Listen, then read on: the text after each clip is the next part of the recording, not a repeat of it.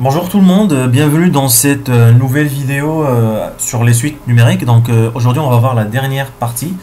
Donc on va définir les suites géométriques. Donc un dernier cas particulier des suites définies par récurrence.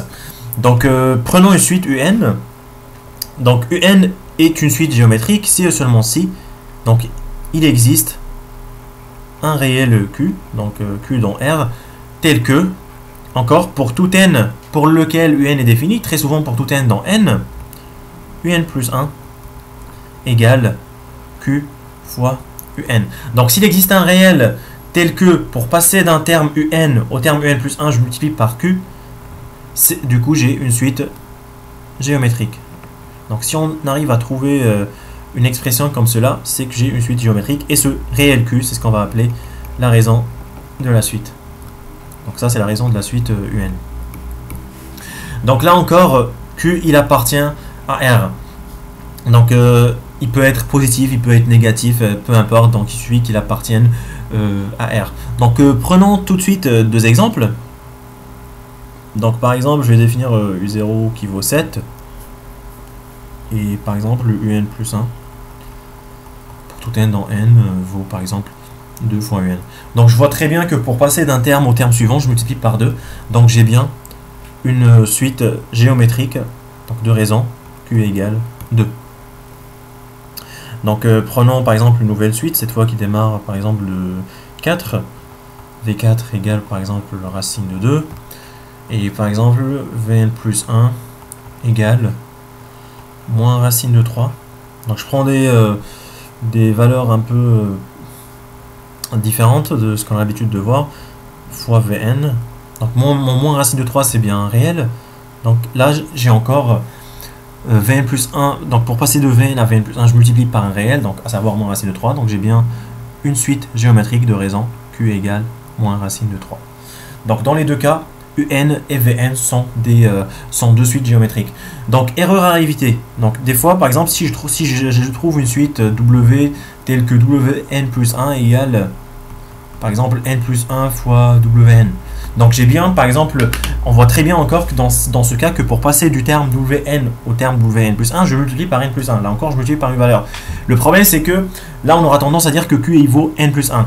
Donc par exemple là l'erreur classique, c'est de dire que ok, cette Wn c'est bien une suite géométrique de raison Q égale n plus 1. Donc ça c'est faux. Pourquoi? Parce que il y a une condition dans cette raison, c'est que ça soit constant. Constant, ça veut dire ne dépend pas de n. Donc si dans le Q il y a le n, c'est que c'est pas du tout une raison et donc c'est pas du tout une suite géométrique. Donc il faut que la raison soit indépendante de n. Donc il faut garder ça en tête.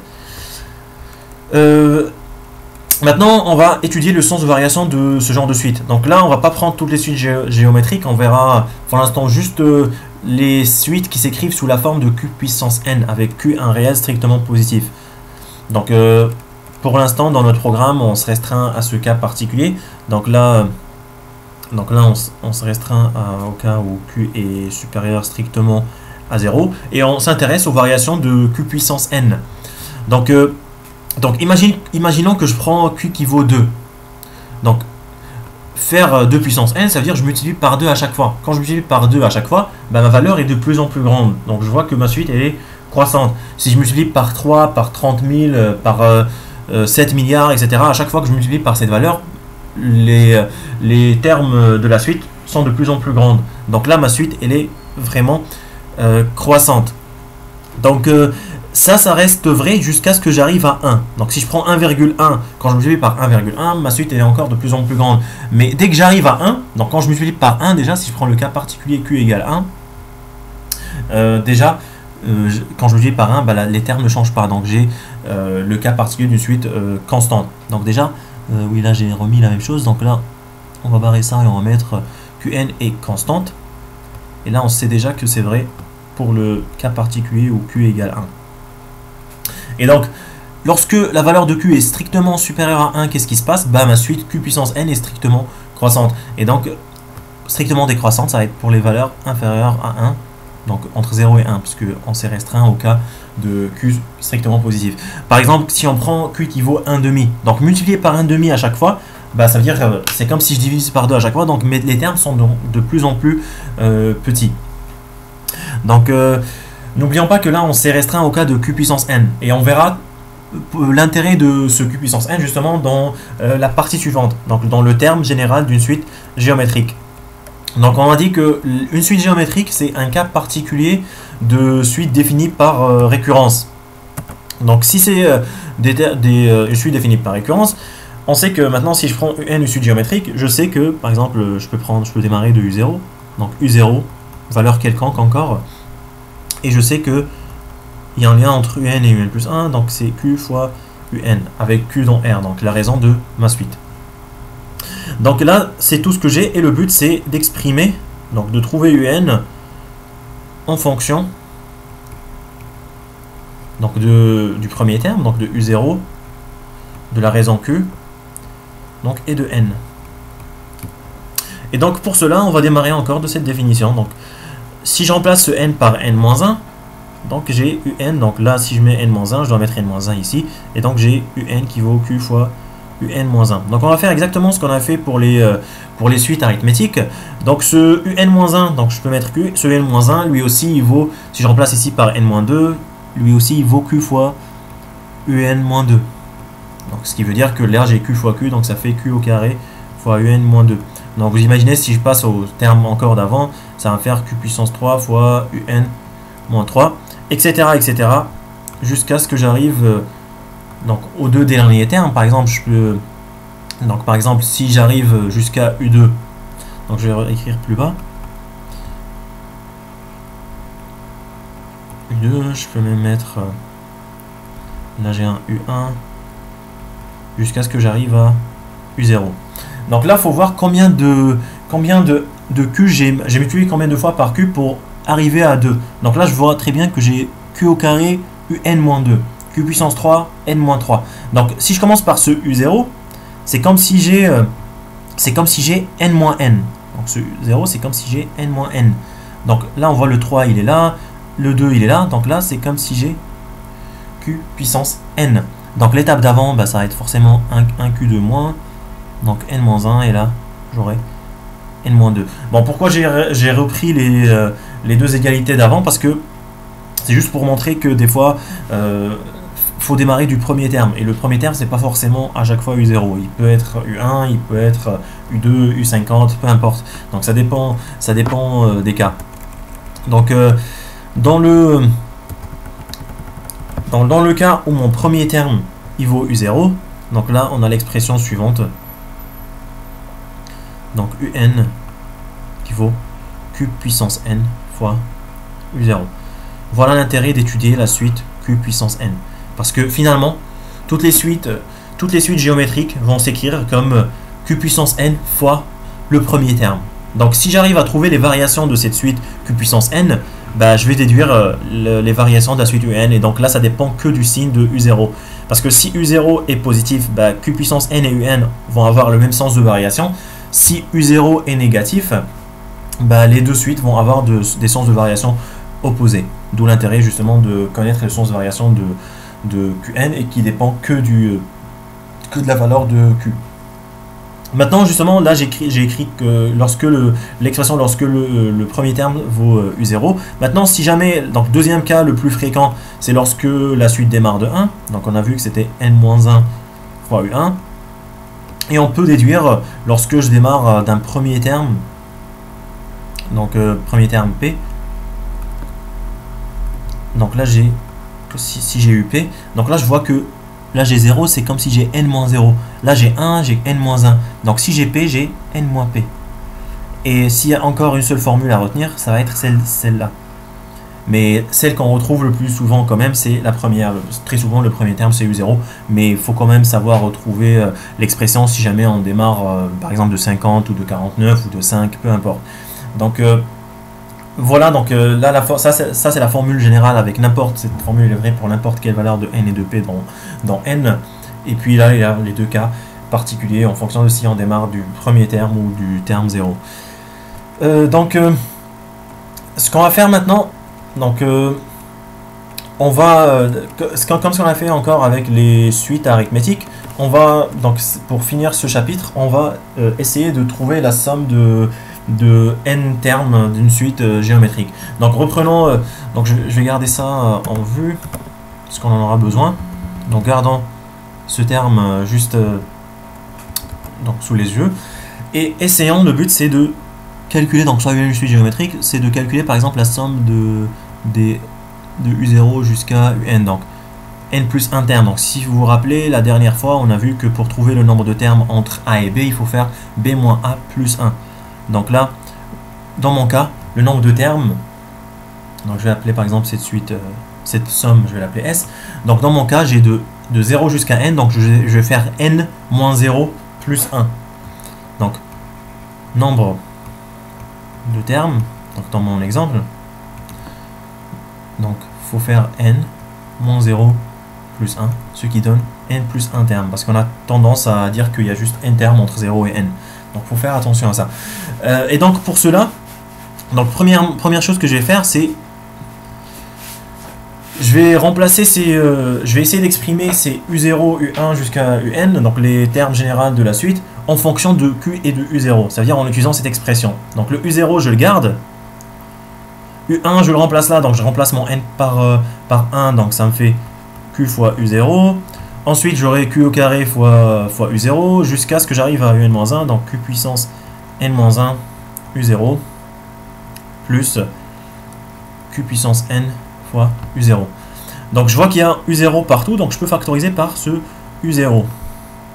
Donc j'aurai 1 plus Q au carré jusqu'à ce que j'arrive à Q puissance N-1, Q puissance N. Et à partir de là, donc là je vois que je vais définir une nouvelle somme S' qui va me servir d'intermédiaire pour calculer cette somme. Donc c'est la somme qui est là. 1 plus Q plus Q N-1 Q puissance N. Donc là je suis en train de vous donner la démonstration. Donc vous pouvez retenir la valeur directement à la fin. Mais je vous conseille quand même de savoir refaire ce genre de démonstration parce que ça va nous aider dans la suite. Donc là, ce qu'on va faire, on va multiplier ce S' par Q. Donc Q fois S'. Donc je multiplie tous les termes par Q. Donc 1 fois Q au carré. Donc la puissance va augmenter de 1. Q puissance N. Et là, j'ai Q puissance N plus 1. Ensuite, ce que je vais faire, donc je vais faire la première ligne moins la deuxième ligne. C'est-à-dire, à gauche, je vais avoir S' moins Q fois S', et dans la deuxième ligne, je vais avoir tout ça. Donc 1 plus Q plus jusqu'à ce que j'arrive à Q puissance N, moins, donc la deuxième ligne, donc j'ai Q plus Q au carré, plus jusqu'au dernier terme, donc Q puissance N plus 1. Donc vous voyez bien que dans le terme à droite, donc je vais réécrire là, S' moins Q fois S' égale. Donc vous voyez que dans le terme à droite, il y a plein de termes en commun dans les deux, donc il y aura plein de simplifications là. Donc le 1, à part le premier terme là, donc le 1 qui n'est pas dans le terme à droite, et le dernier terme ici, Q puissance N plus 1, qui n'est pas là. Donc après simplification, tout ce qui me reste, donc à partir du Q, ça va simplifier jusqu'au Q puissance N. Donc tout ce qui me reste, donc dans le premier terme, il me reste juste le 1, qui n'est pas dans le second terme. Donc là, il me reste 1, et dans le second terme, dans les termes en moins, il y aura le dernier terme, donc ça veut dire Q puissance N plus 1.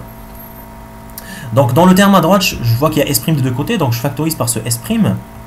Donc S', pardon, facteur de 1 moins Q égale 1 moins Q puissance N plus 1. Maintenant, si je veux diviser par ce 1 moins Q, donc pour retrouver S', donc il faut s'assurer que ce 1 moins Q est différent de 0. Donc je vais l'écrire et il faut ajouter la condition. Parce que si ce terme vaut 0, je peux pas diviser par ce terme là, je peux pas diviser par 0. Donc là c'est si 1 moins Q différent de 0, ce qui est équivalent que Q différent de 1. Donc, juste pour les valeurs, donc tout ce qu'on a trouvé, ça va être vrai pour des valeurs de Q qui sont différentes qui vont être différentes de 1. Donc là j'ai déjà une expression pour la valeur de S'. Et nous, on a trouvé que S, donc rappelons quand même, parce que là, on ne le voit pas, donc U0 plus U1 plus, donc jusqu'au nème terme, on a montré que c'était égal à U0 fois ce S'. Et donc là, remplaçant par les valeurs, donc ça me fait U0 facteur de 1 moins q puissance n plus 1 sur 1 moins q. Et voilà, là j'ai la somme que je cherche en fonction du premier terme, de la raison et de n. Et donc dans ce n, c'est le nombre de termes. Bien sûr, là, on a l'impression que c'est un peu compliqué à retenir, mais on va essayer d'identifier chacun de ces termes d'une manière à retenir plus simplement. Donc ce n plus 1, c'est ce qu'on avait dit tout à l'heure, nombre de termes.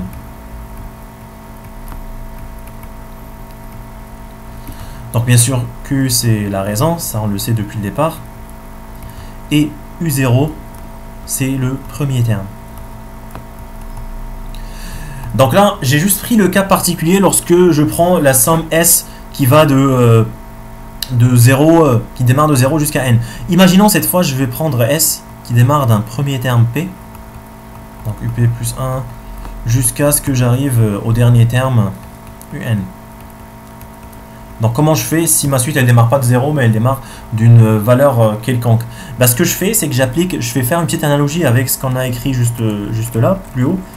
Donc mon U0 il représente quoi? Il représente le premier terme. Donc ce qu'on va faire, donc ce S, il vaut le premier terme. Donc dans mon exemple là, le premier terme c'est P, donc c'est UP, fois, donc 1 moins la raison c'est toujours la même, donc Q par exemple. N plus 1 il représente quoi? Il représente le nombre de termes. Et on a dit, combien y a-t-il de termes entre UP et UN? Donc la formule, il faut la connaître par cœur à chaque fois, c'est N moins P plus 1. Donc là j'ai puissance N moins P plus 1, le tout divisé par 1 moins Q, donc ici il n'y a rien qui change.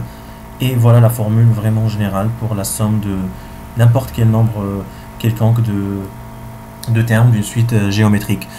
Bien sûr, ceci est vrai pour n'importe quelle valeur de P dans N. Donc dans le cas particulier où P vaut 0, on retrouve donc U0, facteur de 1 moins N moins 0 plus 1, c'est-à-dire N plus 1 sur 1 moins Q, et on retrouve l'expression qu'on a vue plus haut. Donc voilà, ça va être tout pour ce cours. Donc je vous donne rendez-vous pour une prochaine vidéo et n'hésitez pas à vous poser vos questions dans les commentaires et je vous souhaite bon courage.